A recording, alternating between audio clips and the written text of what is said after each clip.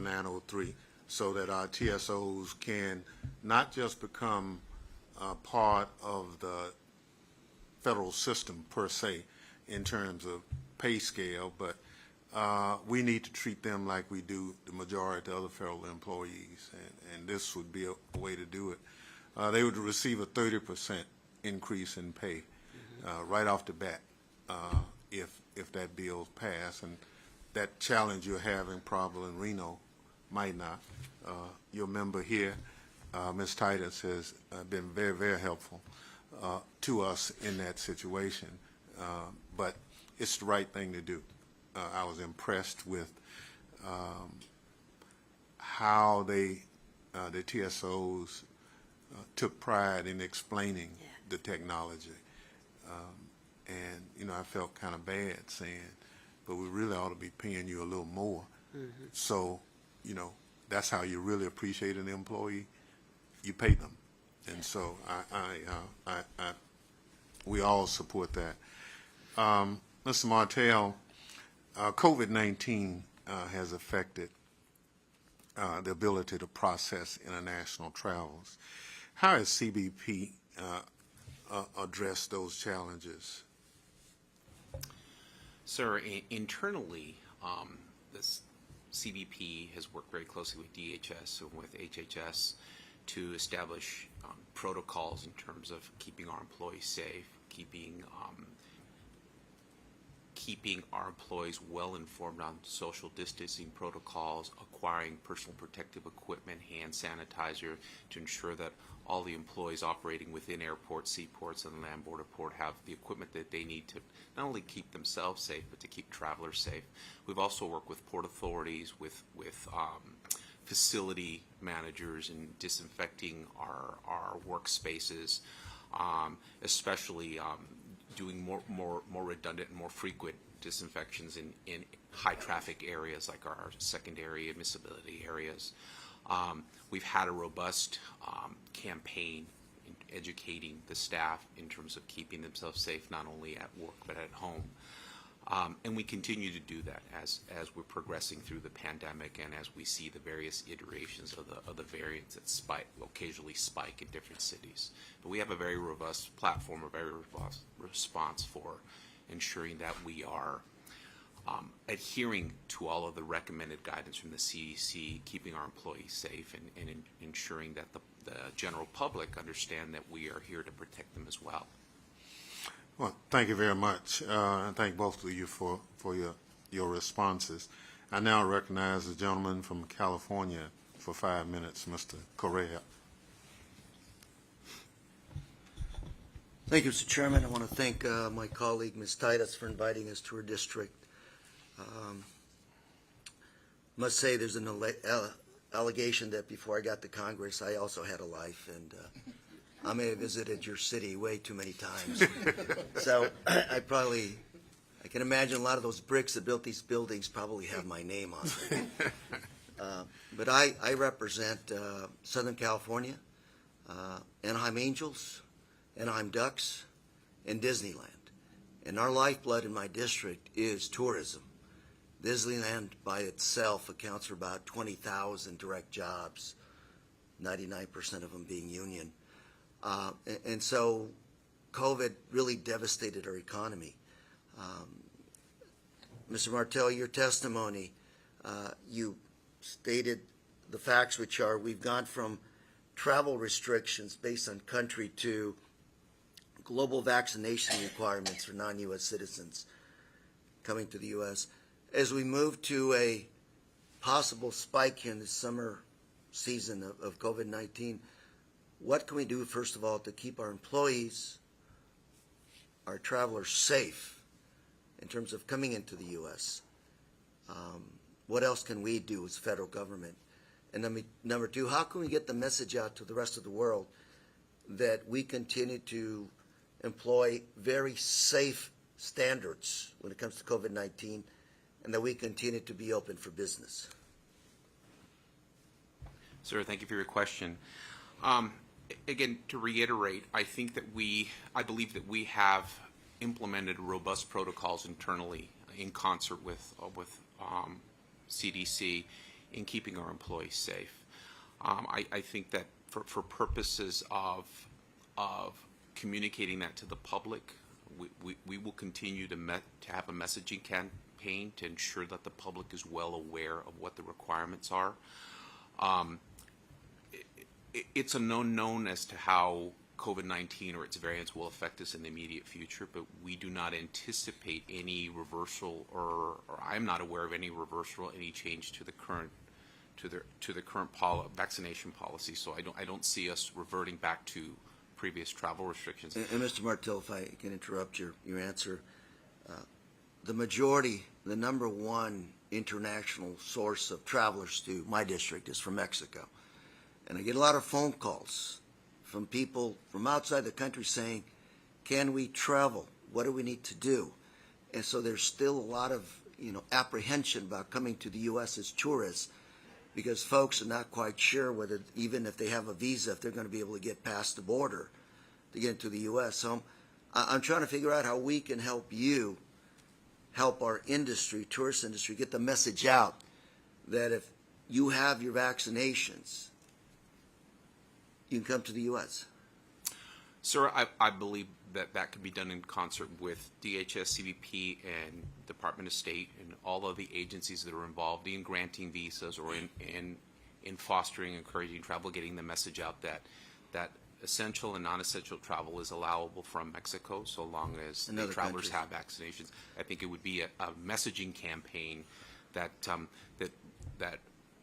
we could do internally with the consulates, the affected consulates, but I think there could be a broader messaging campaign that perhaps members of Congress could support. Would you say there's a role there too for private entities like the U.S. Travel Association, Vegas Travel Association, OC Travel, to have a coordinated message that makes sense to folks wanting to come to the U.S. and enjoy what we have to offer? Yes, sir. I believe that would be beneficial. Do I have any time left? One more question. Ms. Burke, just wanted to thank you very much for pointing out the obvious, which is pay equity is important for our employees. And I say that because of hiring, not only hiring, but retention. We want the best trained, the most experienced workforce taking care of our society, protecting us. Beyond pay equity, is there anything else we can do to make sure you can retain your workers? I believe some of the technology that we had talked about and we showed off yesterday, if you were able to yesterday hear some of the TSOs speak about the experience that they have with passengers as they're going through equipment that makes the process easy, quite seamless, they're excited because the passengers are happy.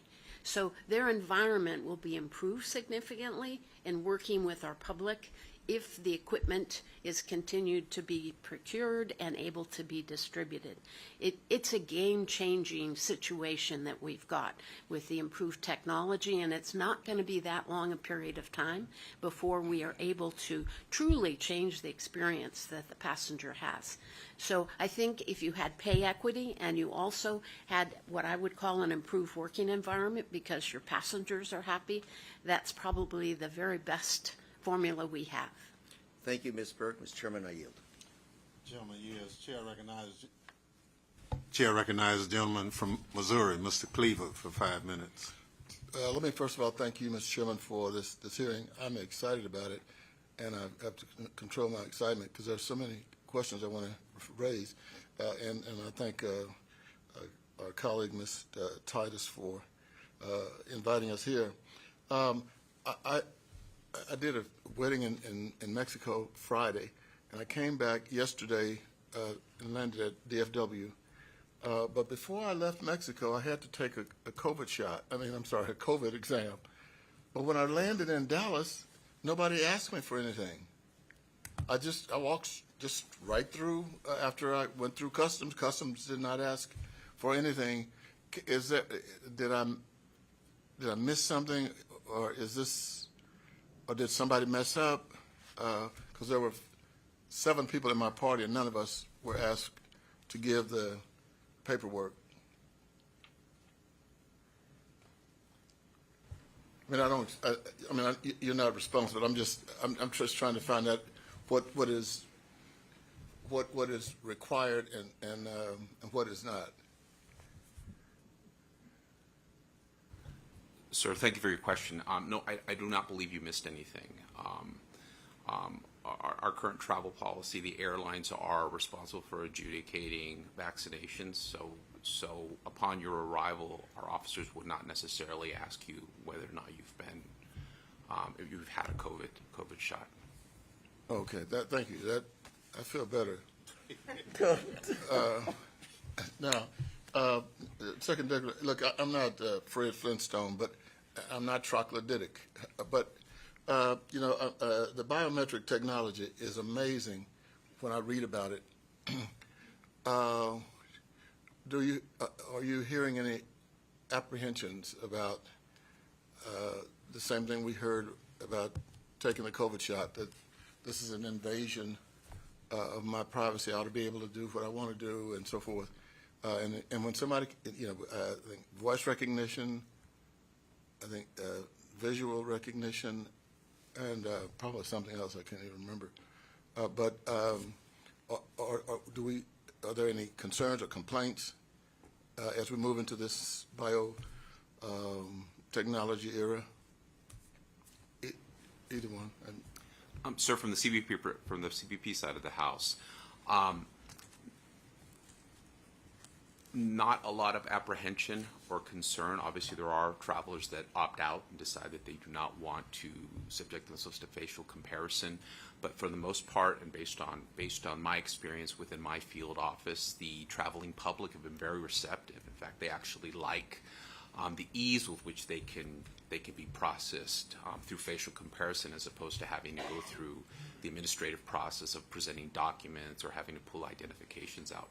We've heard nothing but good things from the traveling public as well as stakeholders and airlines on the efficiency that biometric technology has done to improve air travel. Thank you. I'm wondering, I mean, this is obviously a high traffic airport. We're opening up a new airport in Kansas City, hopefully, and it seems like we've been working on it for 36 years, but I think we're scheduled to open next year. And I am hoping, at least, that we're thinking futuristically, and how can we make this one of the most secure airports in the country. Or there, if someone asks you some suggestions on technology that would make it a smoother place through which travelers went, what would you suggest, Ms. Barrett? Well, there have been several airports that have had major renovations or new airports, and we are able to really have, for instance, airport directors come here to visit, and we put them through the innovation checkpoint so they can look at all the new technology. Now, it depends upon how big your purse is, but if you had the ability, for instance, to purchase some ASLs to go along with the CTs or AITs that are more advanced, you can donate those to TSA and be able to install them in your airport. We, at this point, don't have all the funding available to be able to do that in every place, but the airports can take that initiative, and many of them have, whether it be a Salt Lake or LaGuardia or other places that have very new facilities. They've been able to develop funding and be able to donate that equipment at the highest technology that we have. Do you happen to know whether KCI has come through? They have not been through here yet, but I certainly invite them, and would love to have anybody who's interested in getting a tour, because I think it's so marvelous to see the kind of progress that we've been able to make and the opportunity that's there. I'll make sure they make the request, and I'll come back with them. Try to get it scheduled at a time when the Temptations are going to be in the show. I yield back, Mr. Chairman. Thank you very much. Chair recognizes Mr. Langevin from Rhode Island for 5 minutes. Thank you, Mr. Chairman. I want to thank our witnesses for their testimony today. I'll begin with Mr. Martell, if I could. CBP reported a 97% match rate for biometric processing in FY 2021. I wanted to know, what are the false positive and false negative rates of biometric identification systems in use at U.S. airports? And are there certain factors that cause these rates to increase for certain passenger groups? And thank you for holding this very important hearing, Mr. Chairman. Sir, with regard to your question, I would have to defer to the subject matter experts to provide a technical response with match rates and what goes into how people match versus how we have mismatches. We can certainly get back to you on that, sir. Okay, I'll look forward to those responses. I think understanding those false positive and false negative rates are very important, so we have confidence that the system is working as it should. How about Mr. Martell or Ms. Burke? For what duration and with what security controls are in place does DHS store biometric passenger data? Well, TSA has a policy with regard to any of the information from biometric processing that we, as soon as the passenger leaves that TDC position, we delete the information. So we do not maintain it at all, which from a privacy standpoint we felt was the best position to be able to take to make sure there was no concern. I see. So no storing of data whatsoever? No. Okay. Well, that answers my question. I think that's something else that's very important for privacy concerns. As well, I thought there was going to be a cybersecurity risk here, and I wanted to understand the level of risk and the degree we were taking extraordinary steps to protect that information. But if we're not storing it, all the better. Mr. Chairman, I think those are my questions for right now. So I'll yield back and balance my time. Again, I thank our witnesses for their testimony today and the work that they're doing on behalf of the country. And Mr. Chairman, again, thank you and the ranking member for holding this hearing. I yield back. Thank you very much. Mr. Martell, did you want to respond to the other half of that? Yes, sir. Thank you. Sir, I would say for U.S. citizens, the images that go into the cloud are deleted in short order or immediately, but they are kept no longer than 12 hours by policy. And for visitors, it's the same accord, but they're kept no longer than 14 days. We have protocols in place to ensure that these images are being deleted from our systems. We have audits in place to ensure that process is being done not only internally but by the carriers that may possess that information for purposes of boarding people biometrically. And we have conducted and have privacy risk assessments to ensure that we have all the proper encryption security protocols in place to ensure the privacy of international travelers. Thank you very much. Chair, Thank you, Chair. thank you. The chair recognizes our host Congress member, Ms. Titus, for 5 minutes. Thank you, Mr. Chairman, and thank you to the witnesses. All this technology is great. I think I am a Luddite. I'm not sure about the Reverend, but I'm low tech, so I appreciate what all you all do. But I want to take a step back before you encounter the technology. With international travelers, here at Harry Reid, they often these planes land in the middle of the night. And then the people are left on the tarmac because there's nobody to receive them, nobody to check their papers. They wait for hours. This is not a good experience as we try to increase international tourism. I think that we'll hear from the convention center, they've even offered to pay overtime to get some of the officers there so people could be processed sooner. Is there any way, I would ask you, Mr. Martell, to have some kind of collaborative agreement so we can get people to be there and check people in, and then they can take advantage of all this technology? But we got to get them off the plane first to have somebody there to greet them. Ma'am, thank you for your question. Yes, well, We work very closely with the airlines as well as the convention center to ensure that any air carriers or flights that are coming in not only have approved landing rights, but that we're coordinating the arrival time so that no one is left waiting on board and people are allowed to come into the Federal Inspection Service area. We historically have adjusted our hours when requested to help accommodate that. But we've also established the reimbursable services program here at Harry Reid. So in the event that a flight is arriving well before or well after hours outside of our normal operating hours, there is a mechanism in which the airline through the Port Authority can pay for the staffing that's needed to clear the flight. Again, we do our best to try to do that on shift or with our own resources, but when in situations where we need to, we will rely on the RSP program. Can I add to that, Ms. Burke? I believe with arrivals, we actually staff 24 hours a day, and we look at flight schedules beforehand so that we know exactly what carrier arrival patterns are, so that we're in a position to be able to have people available to do any processing. Perhaps an international group has a connection and they're going on to another destination. We will always have the staffing available because of the fact that we do staff 24 hours a day. It's far more limited in the wee hours of the morning to have passengers to process, but that's certainly one of the things we take great pride in, working with the airlines closely to make sure we know those schedules, and if there's any deviation, they notify our coordination centers so that we can adjust and make sure that we have adequate people.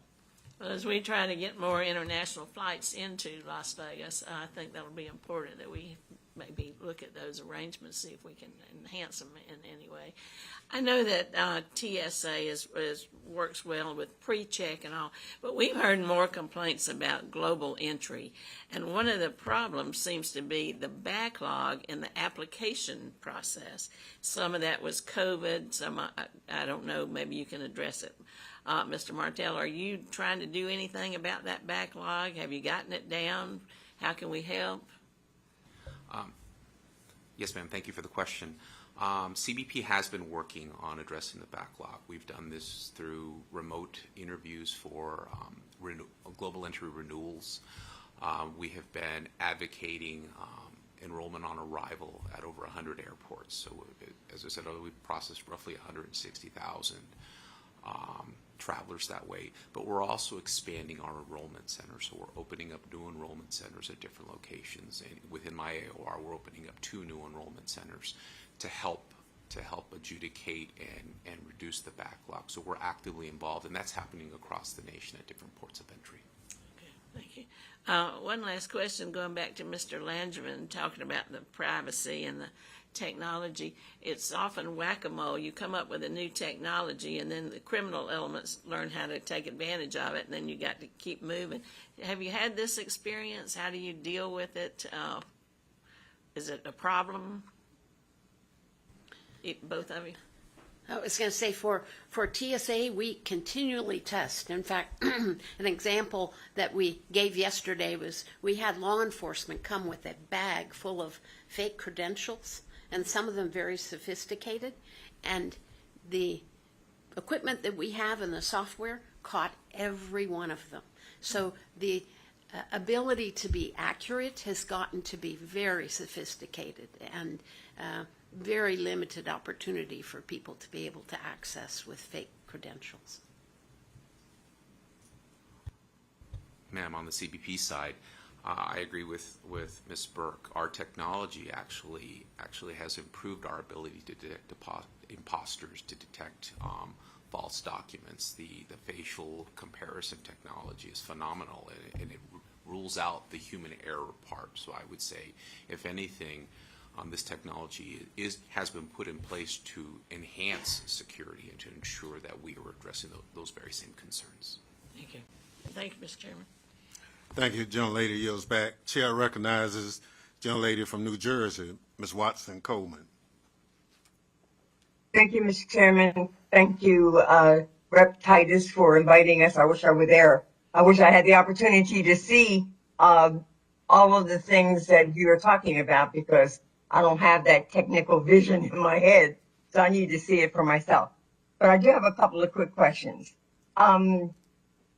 Martell, when I first got on this committee, Mr. Thompson used to raise this question of biometrics and inaccuracy as it related to identifying people of color.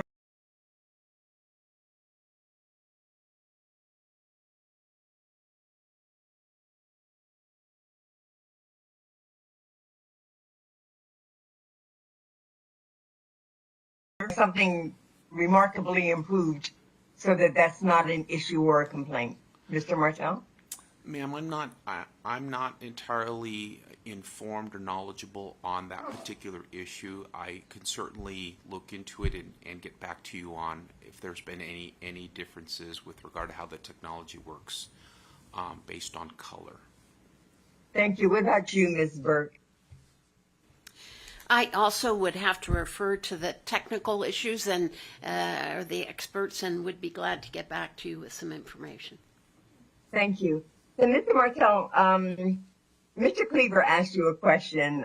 He said that when he returned from Mexico, no one queried him as to whether or not he had his COVID vaccines or a COVID test.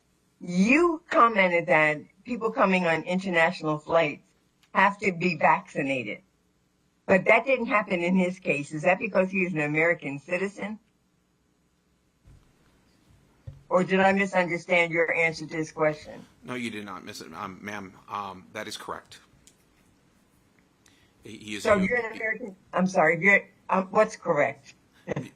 Ma'am, the vaccination requirement at airports, they are the responsibility is placed on the airline to ensure that any documents that are required are in order. They do that in consultation with the CDC. So upon arrival in the air environment, we would not necessarily ask for that information. So even the international travelers that you said must be vaccinated in order to come into our country, you don't ask that. By the mere fact that they came in on that airplane, that airlines is already taking care of that issue. Is that what you're saying? That is correct, ma'am. Okay. Last kind of question I have is, and that's for both of you. Are you both really understaffed? And if so, to what degree? I want to know how to be helpful. Ma'am, from the Are CBP. you down 500? Are you down 900? Are you down what? On the CBP side, ma'am, in terms of the staffing, the actual vacancies, I would have to get back to you with those actual numbers. What I can say is that although we support the president's budget, as international travel resumes, and as passenger counts meet or exceed pre-pandemic levels, CBP could certainly or can always use additional staffing. Thank you. Ms. Burke, could you respond? Yes, first I'd respond locally to say that, again, what we did was to overhire at McCarran so that we could loan people to Reno. So we've balanced out between our state the resources that we need to be fully staffed. From a system standpoint, and I could not give you an exact number, but we have many large cities that have had many of the problems others are having and trying to hire. And so we are under what would be an ideal amount of manpower, and we are doing our best to spread the resources, as I've done in Nevada, across the entire country. So we may have, if somebody has an overage, we may share that with another airport in order to bring them up to a higher level of staffing. And that's kind of our mitigation plan as we go into this summer. But solving that problem long term. We'd have to pay an additional cost associated with moving that employee, right? Yes, you would have an additional cost for that period. It's a short-term solution, and hopefully we'll find the longer-term solution with the bill that has been proposed by Mr. Chairman Thompson. Thank you. I certainly am in support of that bill. Thank you. I think my time is up. I yield back. Thank you very much, Chair. Gentlelady yields back. Chair recognizes Gentlelady from Florida, Ms. Dimmons, for 5 minutes. Well, thank you so much, Mr. Chairman. And look, as a former police chief, I won't confirm or deny how many times I have been to Las Vegas, but I do appreciate Ms. Titus for hosting us today, and so appreciate our witnesses and Chairman, as always. Thank you for your leadership. I too represent in Orlando, Florida, one of the busiest airports. I was also assigned to Orlando International for several years as a police captain. I was assigned during 9/11, so I've certainly had an opportunity to work with CBP, as well as involved in the formulation discussions and plans for the TSA. So this subject is, of course, very, very important to me. And you know, we are so excited about the technologies. It certainly has changed the way that we now do business in terms of employees being able to be much more efficient, I think effective, but also in terms of our level of security. But I certainly believe that our most important resource is and always will be the boots on the ground, the men and women who do the job. And Ms. Burke, I've heard you talk about some of the challenges in terms of pay with some of the private corporations that are much more enticing. I understand that in Orlando, like Las Vegas and Los Angeles, the cost of living has certainly increased. And the general schedule locality pay has failed to reflect local market conditions. So I would think that as persons are looking where they're going to work or where they're going to live, that certainly comes into play. So I'd love to hear from both of you how that to recruit, but I'd also like to hear a little bit more about your attrition rates and what are some of the other reasons that the men and women of your various agencies will stay or leave. Well, let me go first, if I might. In Nevada, our locality pay is between 17 and 18%. Now, if you are in California, it's much higher. So sometimes we pull people from California that want to work in Nevada, and one advantage we have, it doesn't match the California rate, but we don't have state tax here. So every state is unique with what it has to offer in the way of a total compensation package. But we find that most of our workers we hire locally. They are established in Las Vegas. They intend to stay here. We have, with the rates of pay being a challenge, found that our turnover rate has been up over 25% in a number of months this year, and it goes in spurts, but we have been able, we're a service-oriented kind of city, and so we do have a number of workers who are anxious to be hired by the government. We still have very strong benefits to offer compared to some other of the casinos, et cetera, in comparison. So I think that's why we've been a little more successful here in being able to hire, just because our packages can be quite good. But other cities, that's not true. And so again, the bigger problem, it really has to be addressed in a different way than just the individual situation here in Nevada. Thank you. Mr. Martell? Thank you for the question, ma'am. Well, I can tell you from my experience in the Los Angeles field office, you know, we did struggle many years ago with hiring individuals into Los Angeles on these national announcements that recruited people from other states.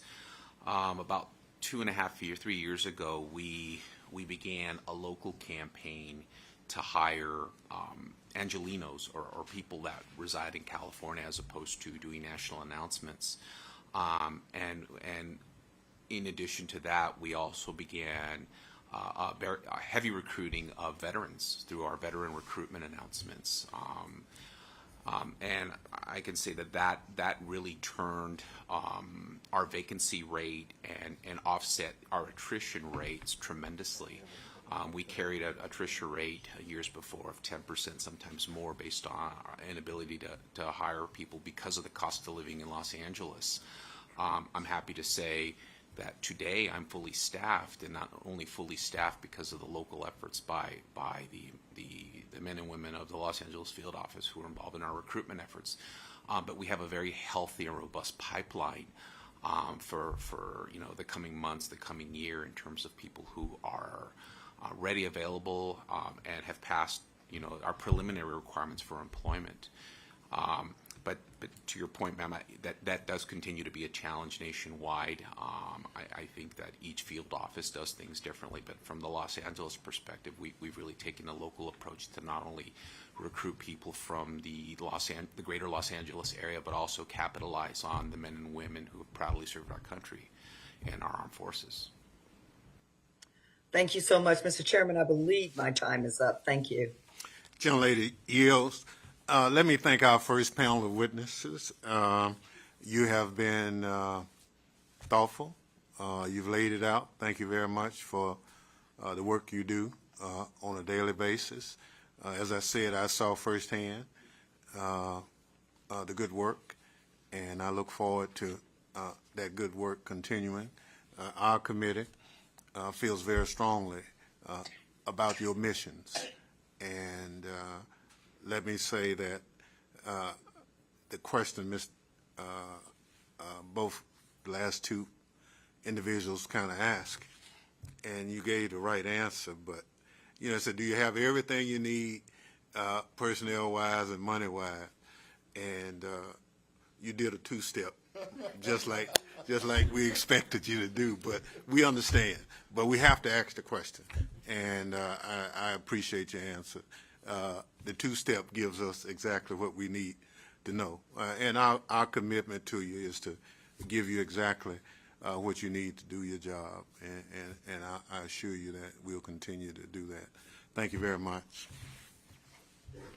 At this time, I'll excuse you, and we'll ask our second panel of witnesses to come forward. And after that, they assemble. We will get a gentlelady from Nevada, Ms. Titus, an opportunity to introduce them. Thank you very much.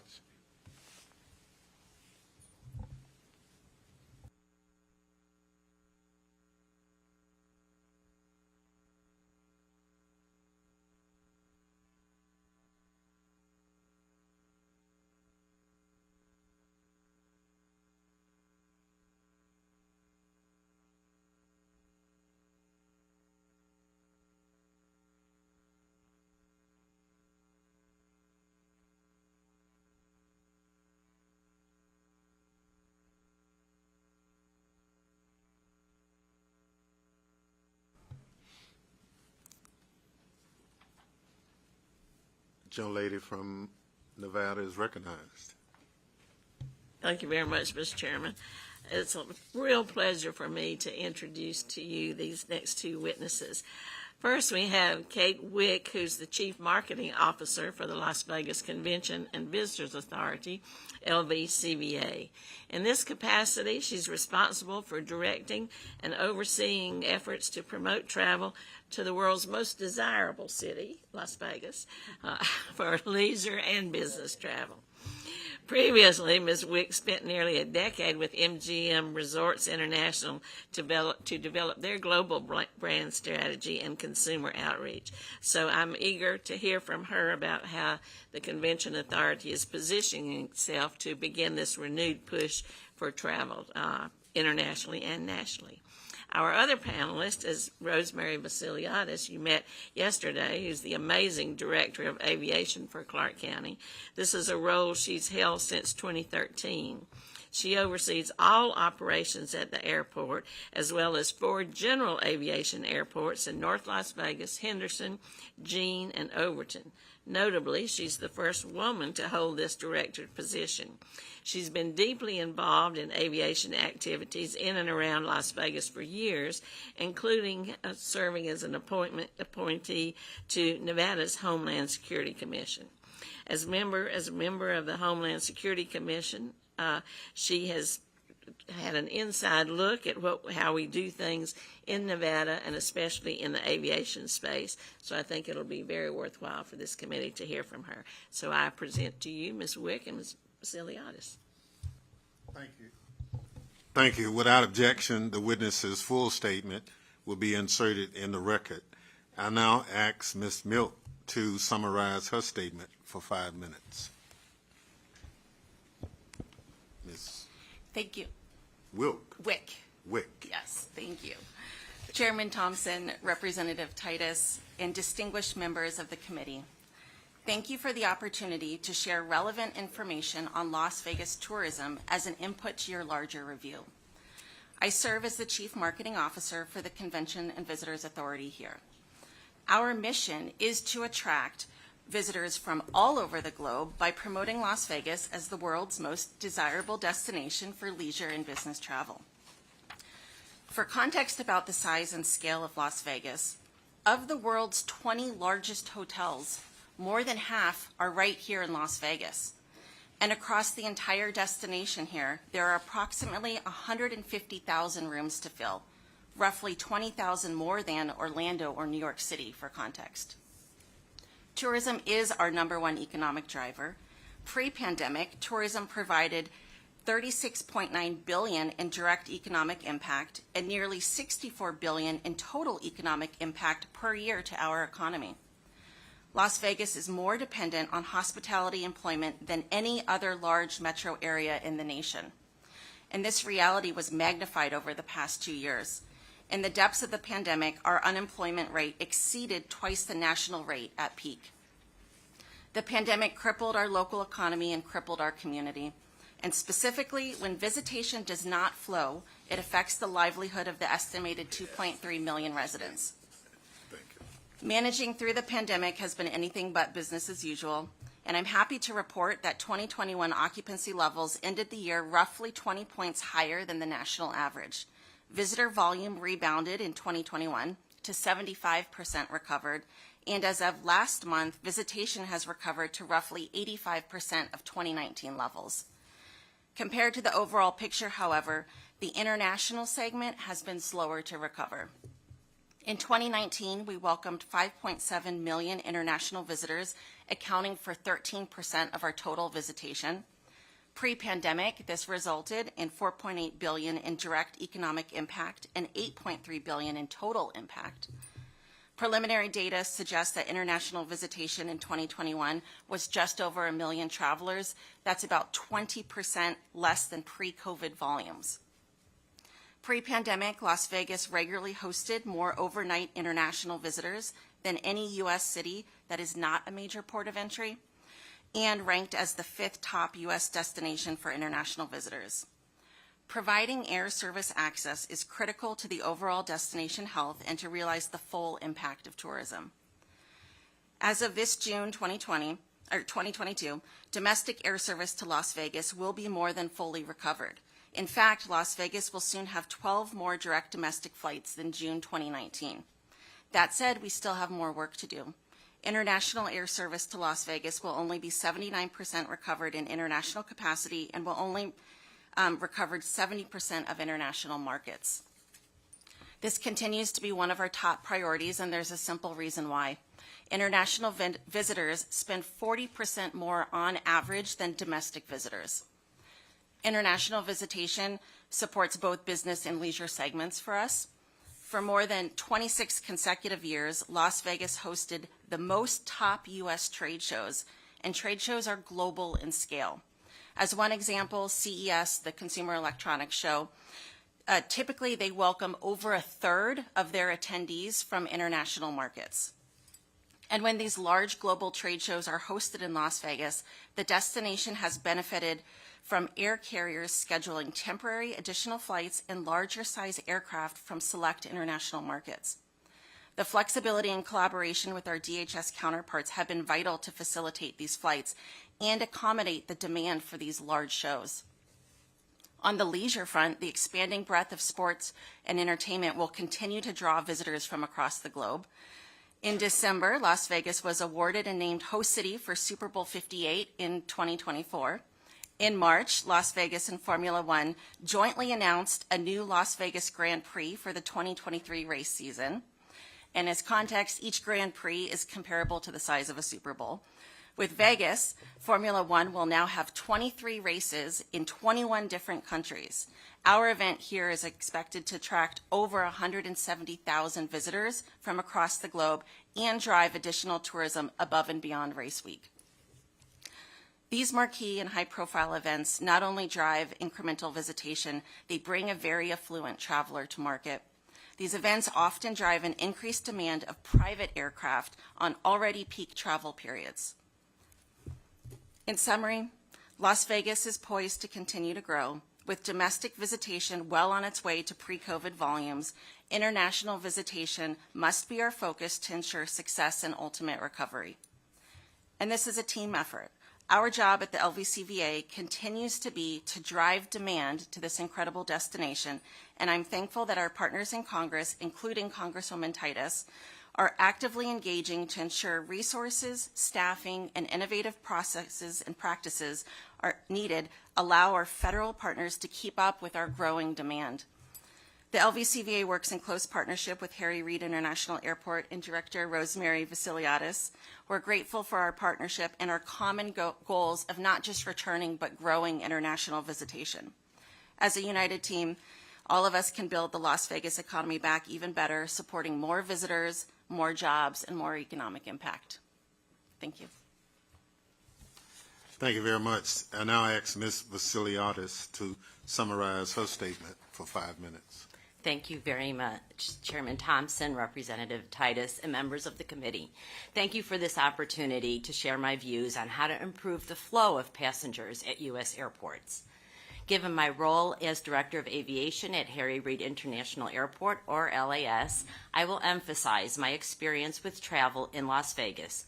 However, my points will generally apply to the needs and challenges at airports across the country. I also appreciate your willingness to hear testimonies from my colleagues representing U.S. Customs and Border Protection, the Transportation Security Administration, and the Las Vegas Convention and Visitors Authority. Our partnership here in this town is unprecedented, and our continued cooperation is critical to the success of the travel industry and the millions of value customers we each serve. This is a great time for air travel, and a particularly exciting time for those of us in Las Vegas, as so many big attractions return, as you just heard, or join our community's always busy events calendar. Before the pandemic, nonstop international air service was a great success story. And to reiterate the chairman's opening remarks, passengers flying to Las Vegas from outside the country increased every year from 2011 through 2019, peaking at nearly 3.8 million flyers both in 2018 and 19. These are remarkable numbers for a point-to-point destination that differs greatly from traditional U.S. gateway airports such as those in Atlanta, Chicago, LA, or New York. In 2019, LAS had nonstop service to and from 12 different countries spread across 4 continents. Then came COVID-19, and all of that disappeared almost overnight. Thankfully, our traffic is in recovery. As you heard, we now enjoy nonstops from Canada, Mexico, Panama, the Netherlands, Great Britain, Germany, and Switzerland. We'll also welcome back South Korean flights in a few weeks and hope to add more markets later this year. Last month, our final numbers of international passengers at LAS totaled more than 200,000, a huge jump from the 31,000 we reported in April of 2021. We do have high hopes for this summer's travel season, but our success will require active leadership from the Department of Homeland Security to ensure our guests do not experience delays caused by staffing shortages. Despite significant increases to the cost of airfare, traffic at LAS is finally nearing pre-pandemic levels. We need a full complement of CBP and TSA staffing for Las Vegas to both recover and further grow its core economic base. So to this end, I will propose a few specific suggestions. First, provide funding to increase CBP staffing levels at U.S. airports in order to meet current and future needs. I urge the Congress to pay for new CBP officers to handle expected growth. Research from the Airports Trade Association shows CBP's workload staffing model already reveals a shortage of nearly 1,000 officers across the system, and we anticipate those staffing shortages can soon worsen. Separately, LAS is not a 24-hour port. We need CBP to help us ensure new international service can be accommodated. We have recently experienced carriers asking to schedule arrivals outside of CBP's operating hours in order to maximize their connecting opportunities and fill more seats on U.S.-bound flights. As LAS looks at new markets in Asia and the South Pacific, flight patterns into the Western airports suggest we will receive even more requests to arrive outside current port hours. As we recover, CBP needs more flexibility to accommodate such requests. Lastly, the airports applaud Congressman Titus and the members of Nevada's delegation for their recent bipartisan letter to the President asking him to fully exempt vaccinated air travelers from pre-flight testing requirements. As already discussed, we know that once the United States eliminates this testing, international traffic will jump instantly. This again begs for CBP officers at U.S. airport and for keeping CBP airport staff at airports and not the southern border. We also need Congress to provide sufficient funding to expand biometric exit solution at airports. Pilot programs are in place at select U.S. airports, and as a few of you saw, and I'm so proud to report, LAS is leading the way in this area. But airport facilities were not designed for the needs of a fully biometric exit program, nor does CBP's staffing model account for officers to implement 100% biometric exit programs.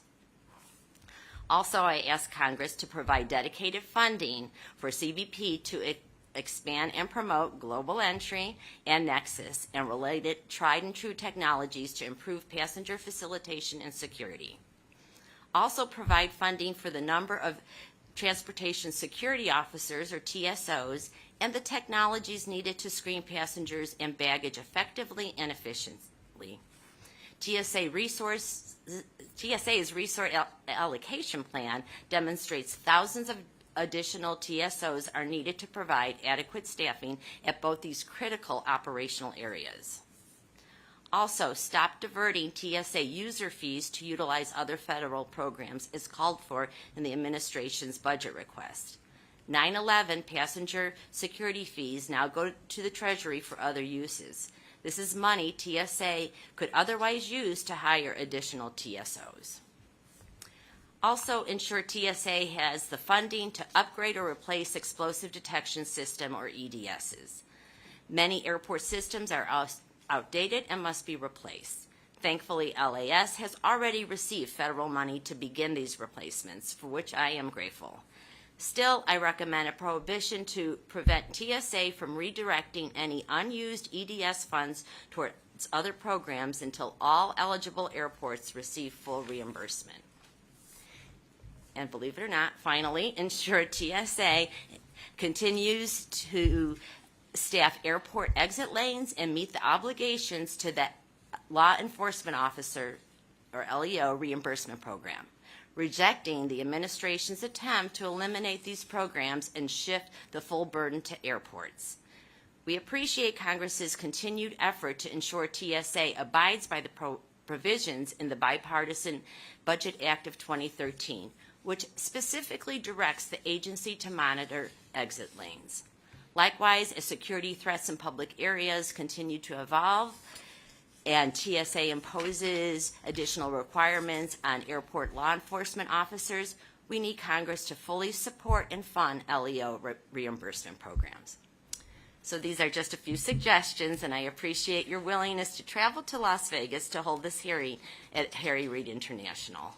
This airport provides a $35 billion annual economic benefit to the community and supports, directly and indirectly, nearly 25% of all jobs in Southern Nevada.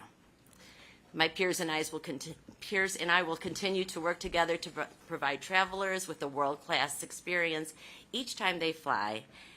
But I truly believe my proposals will allow us to continue our recent success. I thank the committee again for this opportunity to testify. I thank the witness for that testimony.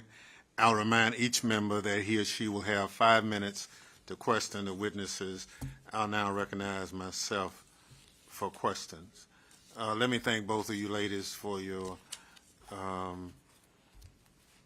excitement about the job you do and the fact that you have pretty much said, in spite of the last 2.5 years or something, the numbers appear to be going in the right direction. And with a little help from Congress, we can do even more. So, Ms. Wick, can you explain to the committee and to the public at large who are viewing this why a good experience at an airport is important to tourism like a city like Las Vegas? Absolutely. Thank you for your question, Chairman. A trip begins with the moment that you book the trip. It's the excitement that builds inside you, the looking forward to what's going to happen. And it happens the moment you leave your door and you arrive at the airport to come to Las Vegas. And making sure that the process is seamless and frictionless for travel is incredibly important because we want these visitors to return. We want them to have a great experience from the moment they leave their house to the moment they leave our destination. We don't want an amazing trip to be ruined by a bad experience on their way out of the market. We want to make sure that it's, again, seamless and frictionless for every traveler. Well, so we're at the airport. Ms. Facilitas, can you explain how you work here at the airport to make sure that that's exactly what happens when people come to this airport? Thank you, Mr. Chair. I appreciate the question. Our motto here at the airport is we are the first and last look of Las Vegas. We are part of that experience that Kate just mentioned. From the time that door opens from the jet bridge to the time it closes back, people are choosing to come to Las Vegas. What we do is we host a discretionary type of customer. We're not a transfer airport. We're not a big hub for the large carriers. We're an origin and destination. They come to Las Vegas, they leave Las Vegas. And most of our visitors are on the leisure side of the categories. And so, again, they choose to come here, and we want that experience from the very get-go to be the one that they have chosen to and strive for, and then they come back. Mm-hmm. You know, so we want it smooth, we want it seamless, but we want it to be part of Vegas. Well, thank you much. One of the things we tried to do in Congress was to address the pandemic in a responsible manner, to work with state and locals so that those who did travel would be protected, and those who worked in travel and entertainment industry or just in general, they'd be protected also. So do you think the COVID-19 protocols for Las Vegas proper worked? And is there anything else that you see that we should have done or could do going forward? Thank you for that, Chairman. Las Vegas worked closely with local and state government to make sure that we were creating a safe environment to welcome visitors. Everybody had a different level of comfort traveling during the pandemic, and we wanted to make sure that we were following CDC guidelines, all scientific recommendations on how to provide that safe experience. We did that. We actively communicated that, and we came out of the pandemic with a stellar brand reputation of making sure that we were taking all of the facts into consideration and creating experiences that we knew our visitors wanted, but wanted to feel safe about having during this time frame. So it was a challenging 2 years, but we leaned into it, and through partnership, we made sure that we were actively developing these guidelines and communicating them to ensure that our customers knew what to expect when they arrived. Thank you. Ms. Facilities. Thank you, Mr. Chair. We also looked at it as, again, it started here, and what we started with, being that our town was closed for a period of time, although airports were still open, we still had airline crews go through. We certainly had medical staff being transferred around the country. We had PPE coming through our airport and to our city. And we knew we needed to start with our employees. We thought if our employees feel safe, then when we open back up and our visitors come back, the visitor's going to feel that. So we had a very, very comprehensive, very visual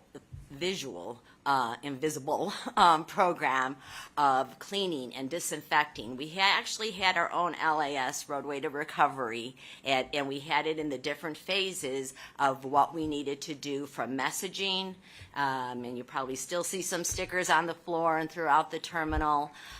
We did it Vegas style because we knew when people came back, they were choosing to come back to Las Vegas, and they want Vegas.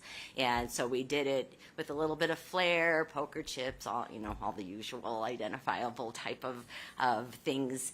But we were ready, and I do think that our numbers show that it worked, because our leisure traveler, for us here at the airport, our leisure traveler has surpassed 2019 leisure category. Thank you very much. Chair recognizes the gentleman from California, Mr. Correa, for 5 minutes. Thank you, Mr. Chairman. Again, Ms. Titus, thank you for the most important hearing. This information applies really well to my district, so again, thank you very much. Ms. Wick, in your testimony, you mentioned that international travel has lagged behind domestic travel in terms of recovery. Can you tell me any specific reason?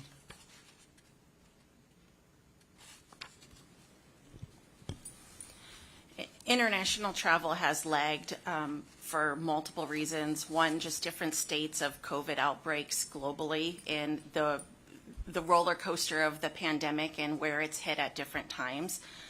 Number two, the lack of confidence on getting to a destination, being stuck in a destination. Just the pandemic created a lot of unknowns, and I think travelers decided to just wait and see what was going to happen. Let me interrupt you. Sure. That lack of confidence, I've seen that at airports where families are there. For some reason, they're stuck because of the test. The test is too late. It's 48 hours. They got it in 30 hours, and they're stuck. Mm-hmm. It's a horrible nightmare. And so I'm trying to figure out, a prior panel spoke to the fact that we're moving from a test to a vaccination scenario where if you're fully vaccinated, it's a different situation altogether. This should help, don't you think? I personally agree with that. I've seen some of our trade shows adopt that as well, where you can show, you can pre-register for a trade show, initiate that you have your full vaccination status, and then it's easy for you to come and go within the trade show. I was here for the Electronics Association a little while ago, and I thought that was good. It was just sad that the turnout was not what it's been in the past, and more important, primarily because of the international participation. But if that is the fact, if we can make a difference there, again, I'm going to come back to the same question I asked the prior panel, which is, what can we do to get the message out that if you're fully vaccinated, then you shouldn't have issues coming or leaving? Partnering with U.S. Travel Association, partnering with Brand USA, we have international offices that we are reinstating across the globe to help us actively market Las Vegas. It comes down to what many of my colleagues here today have talked about, a messaging campaign, making sure that international travelers know we are open, we're open for business, we're open safely, and they can access us safely. That is absolutely the message to get across that we're working on. What other factors were you going to elaborate on before I interrupted you? I don't remember.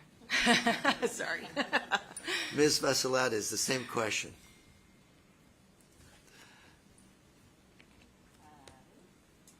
Glad that never happens to me. Okay, so my mic isn't working, but I'm a very loud person.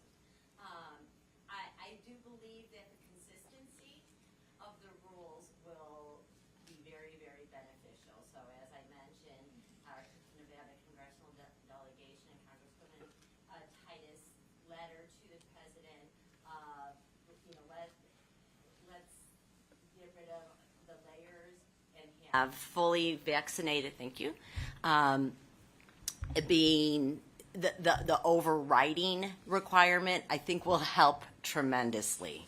And it will be consistent with many other countries that we could go to, and that will, I think, also give a veil of ease like we have seen at conventions when vaccinations are required.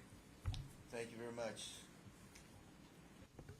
Ms. Wick, did you recollect any of those factors yet? I support what my colleague spoke about. I think it's really about identifying what the barriers are for travel. Consistency. And one eliminating rule, them. so to speak. Correct. Consistency and eliminating barriers and friction. And let's try to make it as seamless as possible for visitors to get here. Thank you, Mr. Chairman. I yield. Thank you. And one of the other things is repeat business as you look at this too. My experiences have been when I run into international visitors, a certain percentage of them have been here before and they enjoyed the experience and they came back. So I think that's part of making the experience positive. And we obviously want to make sure that our government doesn't participate in not making it a positive experience. And that's why when they get here, go through, make sure all the protocols for security and other things are met. But it shouldn't take 2-3 hours for me to prove who I am and that I've been vaccinated. And so I think that's where technology helps that process so much, so that you can get through in a matter of minutes. You say, "Woo, I like this," and I think that's the wow factor you want from a visitor. Chair recognizes the gentleman from Missouri, Mr. Cleaver, for 5 minutes. Thank you again, Mr. Chairman. I was stunned by your numbers of the world's largest 20 hotels. Half of them are in Las Vegas. That's absolutely amazing. I understand it, but do the hotels, realizing that their business begins to take root when people land here at Harry Reid, do they participate in any kind of organization with the airport? Organization probably not the right word, but is there an ongoing discussion with or request from the hotel industry and the airport?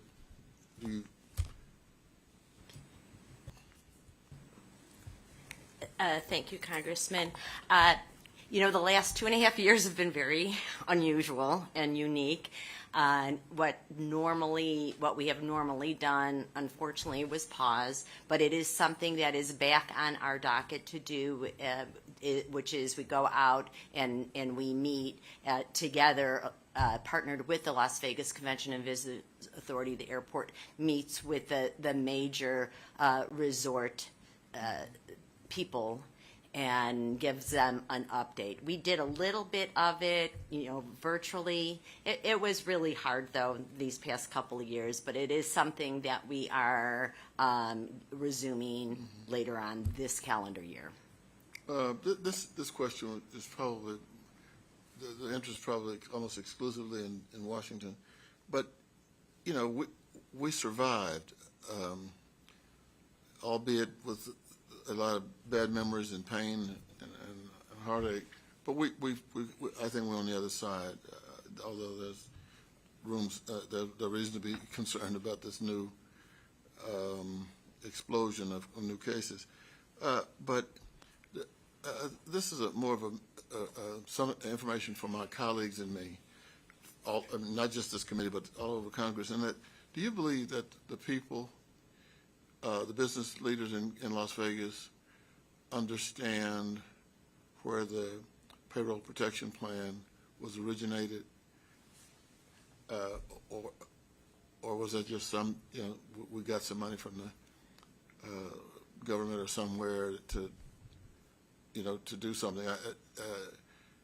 I mean, people, the industry was able to continue even at a lower level because of the PPP program.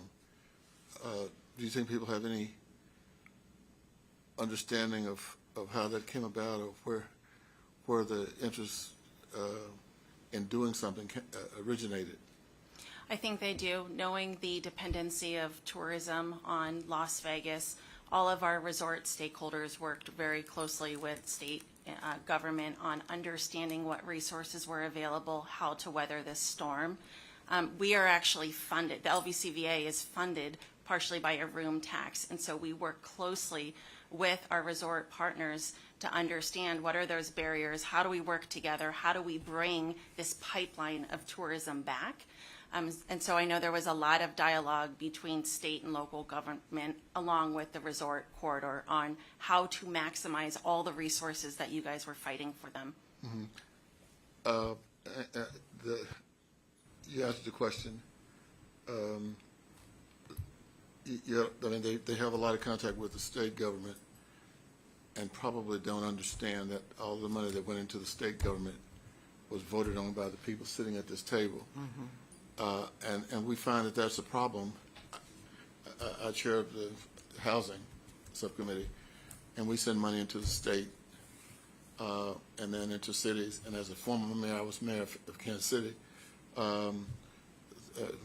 Millions and millions and millions of dollars are spent every year by cities, including Las Vegas, where they receive money as an entitlement city that came through the federal budget, and all the people who benefit, probably less than 1%, have any idea where the money originated. I mean, many others may think, well, the state gave it to us, or somebody out there gave it. And then as a mayor, I can tell you, mayors call press conferences and announce big projects and get praised for something they had nothing to do with. Okay, I'm not upset, but I'm just telling you that,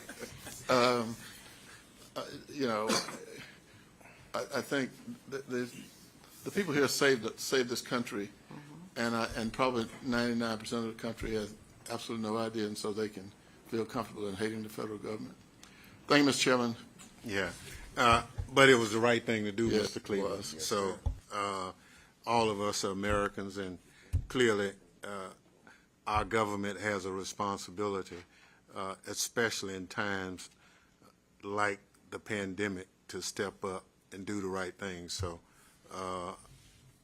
my conscience is clear that that investment through the PPP program and others was absolutely necessary.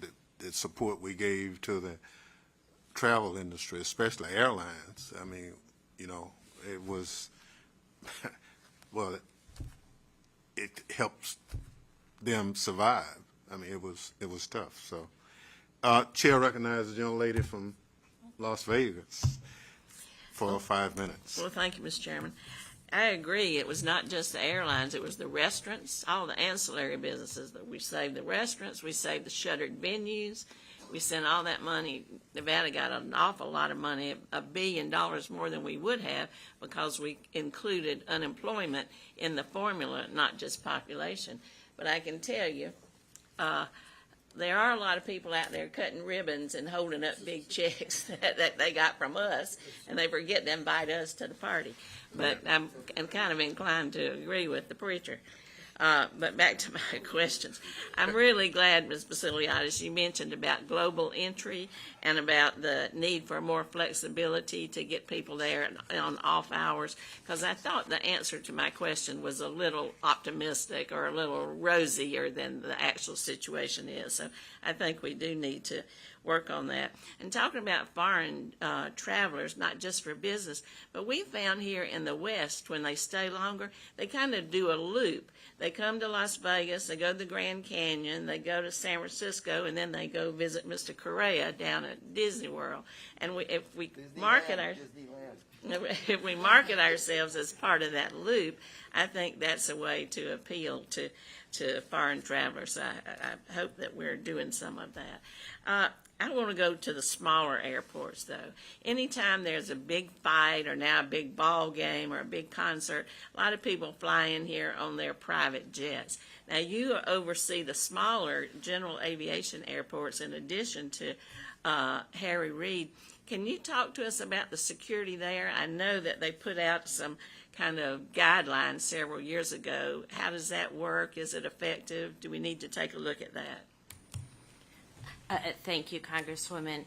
I appreciate the question. The general aviation airports do operate under different security rules. So being that they are not commercial airports, it does not have TSA located there. It is a private business type of operation where you can hire a quarter share, people have their own planes, you can fly on somebody else's, smaller type of aircraft that's not on a scheduled basis. So there's security in the system overall per se, but it's not the same type of check-in going through a checkpoint that you see at commercial airports. So the operation's a little bit different. But as you mentioned, with special events, it is a whole new world for us of what type of activity that we are getting due to special events. So for the Raider games and really any professional sports, there are separate type of security rules for a team to come in. As they do. Their aircraft's usually rather large, so they do operate here at LAS. Those Raiders fans aren't really like your ballet crowd, are they? They are very passionate about their team.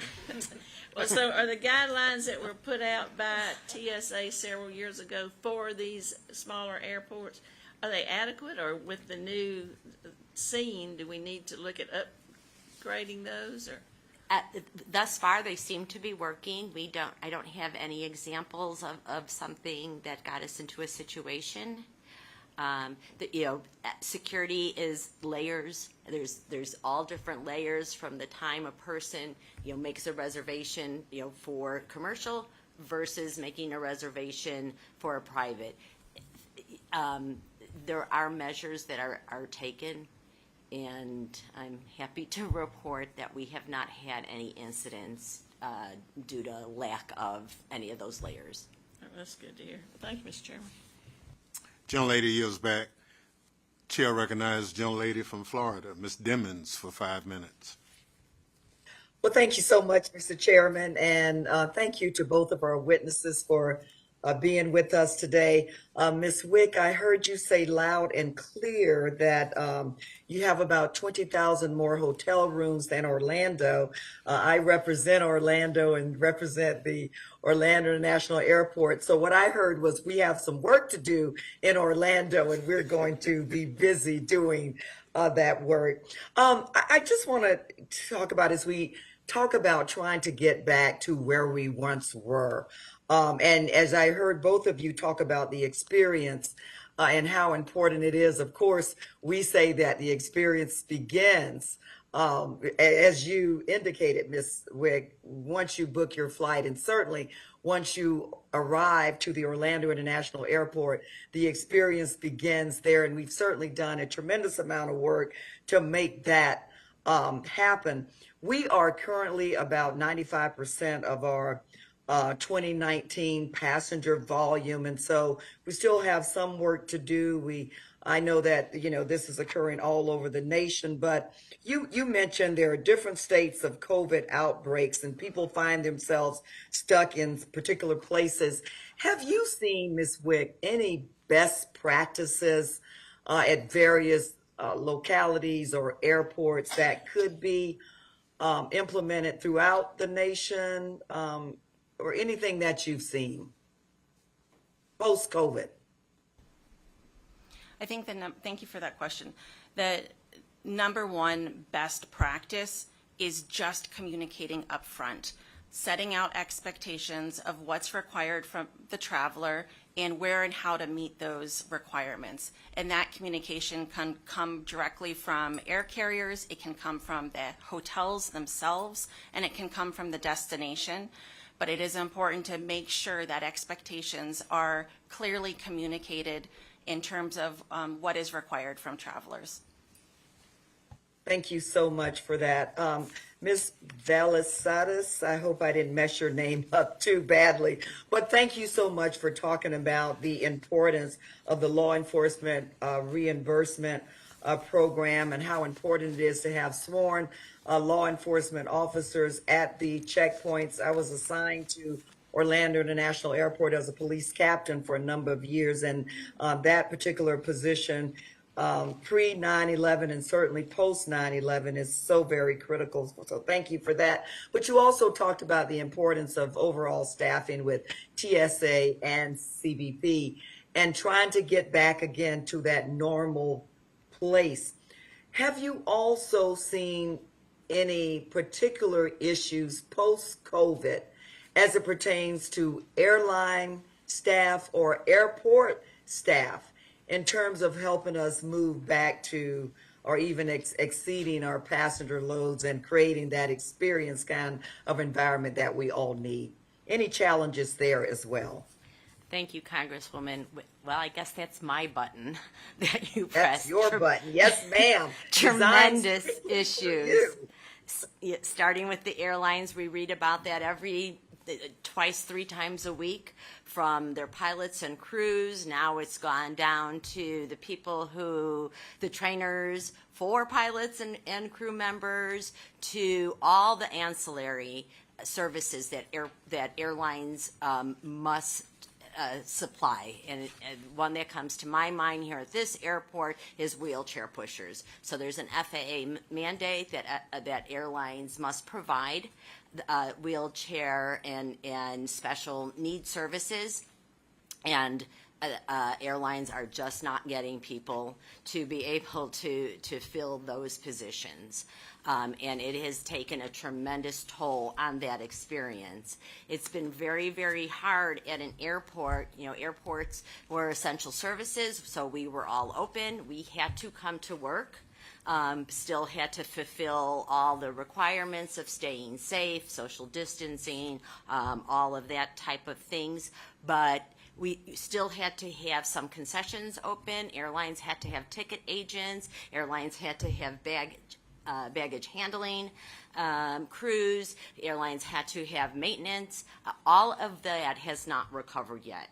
And you see it with the delays. We saw it last month where airlines responded to the need, the pent-up demand, certainly, to Las Vegas, and then they canceled.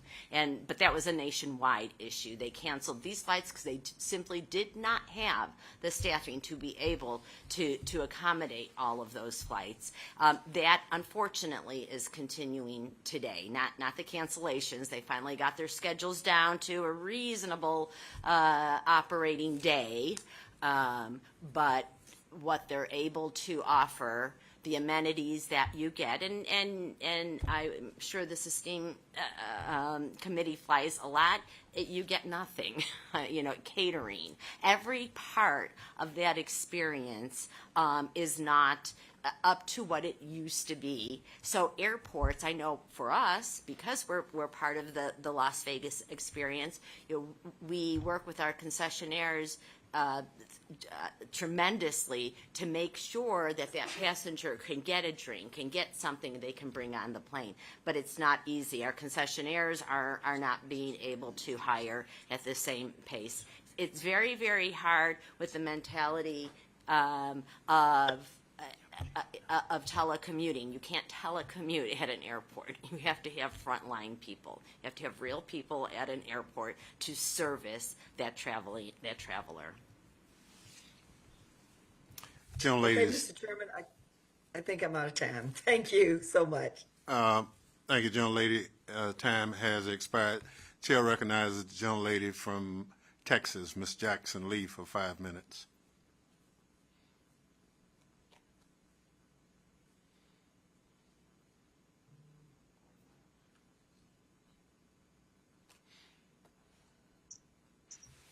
Chairman, Ms. Jackson Lee, you recognize. thank you. I'm trying to unmute, Mr. Chairman. Thank you so very much.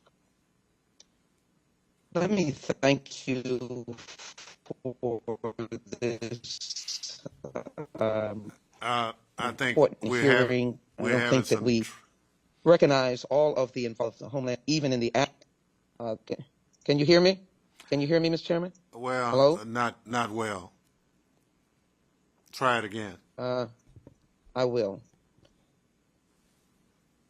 Let me start by thanking the chairman for this hearing and also Congresswoman Titus for bringing us to this important issue, and the witnesses that have already spoken, including our witnesses dealing with DHS and particularly in dealing with the procedures that will help international travelers. That is a key element to the economic survival of cities like Las Vegas. This is an important leadership role that Congresswoman Titus is now playing to help this city and as well to bring this attention of how we can address the question of the economic aftermath of the pandemic and how do we ensure the traveling public has the necessity, the needed documents in a way that can be processed. So I want to raise the question to both of you. Has Las Vegas seen an increase in international tourism in 2022, which we hear that there is an implosion of travel, certainly domestically? First let me have you answer that question.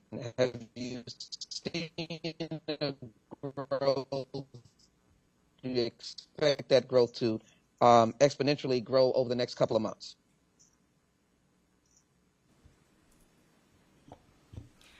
Thank you for your question. We are tracking to be recovered, hopefully by end of this year from an international perspective. But from a Convention and Visitors Authority perspective, we are looking at the international segment for growth, not just about recovery. And so we are working closely to make sure that we're driving demand and that we want to ensure that we can capitalize on the demand and make sure that we can accommodate the demand that we are driving. Just this year, we've hosted net new events to the destination, including NHL All-Star Game, NFL Pro Bowl, NFL Draft. We announced the Super Bowl. I mentioned we announced F1. We are trying to line up our event calendar and our trade show calendar to make sure Las Vegas is the #1 destination. And so, yes, we are on track to recover, but we have our eyes on growth. And that's what we appreciate. This congressional delegation has moved hurdles to enable the recovery to happen thus far, and we look forward to partnering with you to keep that going, and we are thankful for those efforts. In the course of international travel, do you see the need for continued information about COVID rates, and do you foresee further travel restrictions? We do know that there may be an uptick in the fall, and what can we do as members of Congress to help that the period that may see an uptick, that you continue in growth and economic recovery?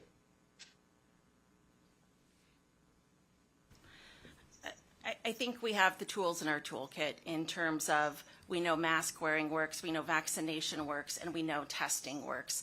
And so working with the airport and our congressional delegation on what that correct balance of infrastructure and guidelines are, and making sure that my job is to communicate that out to make sure that visitors know what to expect and how to have the best experience possible here. So it's about figuring out what is the best protocols that then we will communicate out. Well, clearly, I believe that you all are at the forefront of travel and the increase in travel. Cities like Houston that are growing in that area can utilize and model themselves after how you address these questions of increased travel, particularly in the midst of what will seem to be a continuing engagement with the pandemic and maybe even other infectious diseases. We'll try to work in expediting documents, but more importantly in collaborating to ensure that the economic recovery continues. With that, Mr. Chairman, I yield back. Thank you very much. Gentlelady yields back. Let me thank our witnesses for their testimony on this panel. Obviously, you bring us good news. Las Vegas and surroundings are on the way back. As members of Congress, we want to be full participants in facilitating that way back. I want to yield time to the gentlelady from Nevada who invited us to come and hear the story about the challenges and how it was met and how we as members of Congress can be helpful in that process. Well, thank you, Mr. Chairman. I know it's not an easy thing to take a congressional committee on the road, but this really meant a lot for you to bring us here. And the members who joined us, thank them too, and the airport for hosting us. You know, I wanted you to hear Las Vegas' story because it is a success story. We are a very resilient community. We came back from the problems with the housing crisis about 10 years ago. Now we're coming back from the COVID crisis. And so our resilience, I think, can serve as an example to other communities that are now trying to recover, especially those in the whole tourism realm. We think about tourism often in a secondary way, but it is such an important part of our economy, and every place in the country has something somebody wants to see. It's a historic site or a beautiful natural scenery, or it's the world's largest ball of twine like they have somewhere in the Midwest. So tourism really does affect every community, but when your economy is so based on hospitality and tourism, we are hit harder than other places whenever there's a dip in the economy. So hearing the best practices, hearing the challenges we still face, hearing how government works with the private sector, all of those are really key factors to recovery. So I'm so glad that y'all were here to tell us that story, and so glad that my colleagues got to hear it. Thank you, Well, Mr. Chairman. thank you very much, and let me say you've been a gracious host to the committee. And you can invite us back to Las Vegas at any time. Let me remind the members of the committee that they might have additional questions for our witnesses, and we ask that you respond expeditiously in writing to those questions. The chair reminds members that the committee record shall be kept open for 10 business days. Without objection, the committee stands adjourned.